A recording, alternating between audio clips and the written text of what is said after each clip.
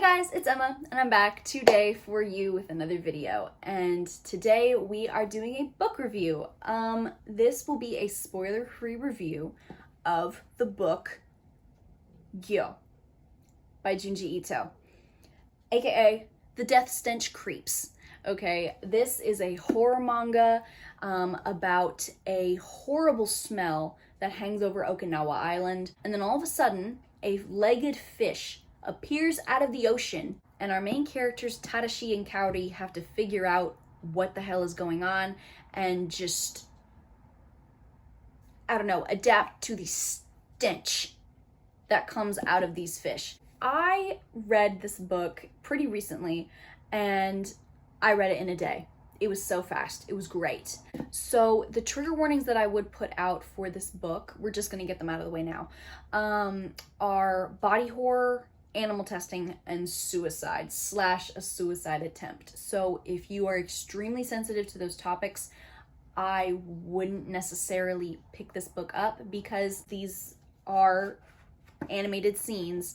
You will be subject to actually watching them play out, right? So be mindful of that. So today in this review, I'm just going to be talking about why I think you should read Gyo, what stood out to me, what makes this book so damn good, okay? I will have links to causes that I think you guys should really educate yourselves on down below.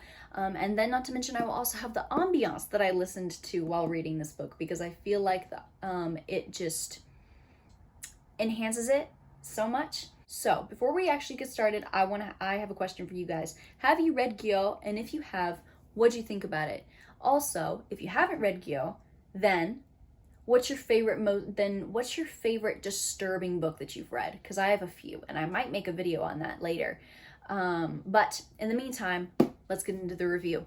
So, the execution is something that I want to talk about. First of all, like I said before in the beginning, this book is an incredibly fast read. Now, when you think about the synopsis of this book, fish on legs, really, and the smell is so bad, I know it seems laughable, like in your mind, but the way Junji Ito executes it is so well done because he takes such a laughably absurd idea and puts it on paper and makes it so twisted and grotesque and horrifying. And because he was able to turn it into such a skin-crawling situation, there's so many directions that he takes this book in that you just genuinely don't see coming.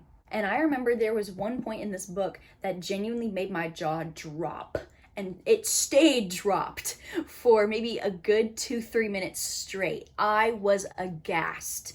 And rarely am I actually that surprised and or shocked at a book that it makes my face just like react without me even knowing it. Do you know what I mean? So like, wow, the execution for this book is just beautiful, okay? It makes your head spin. Now, the main antagonistic force, the fish, right? I was genuinely grossed out. And not only was I grossed out, which you know is what you're supposed to be, it made me think. Like, the story actually made me want to think, where did they come from? How are they being able to get on land? You know, what's happening? Why were they created? I mean, I don't feel like this is a spoiler because it's like right on the first page. Look at that! Look at that! Oh my God, the legs. When we see the fish with the legs, right?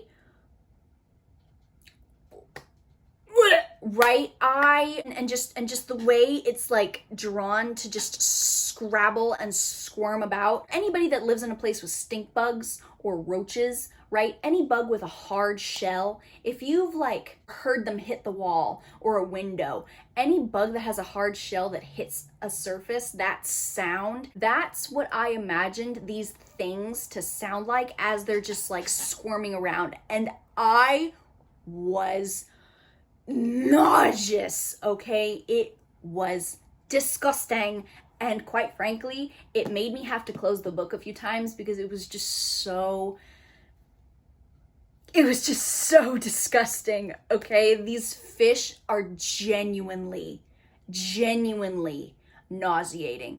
And because of the way these fish are drawn and because of how they act, I think fans of The Deep by Nick Cutter would really like this book. Just because, you know, if you're like me and you were like you got genuine shivers from reading The Deep just by the subject matter that it has, I think you'll get the same sick enjoyment that I got from Gyo. All in all, I gave Gyo 5 stars. Okay, this book lived up to the hype.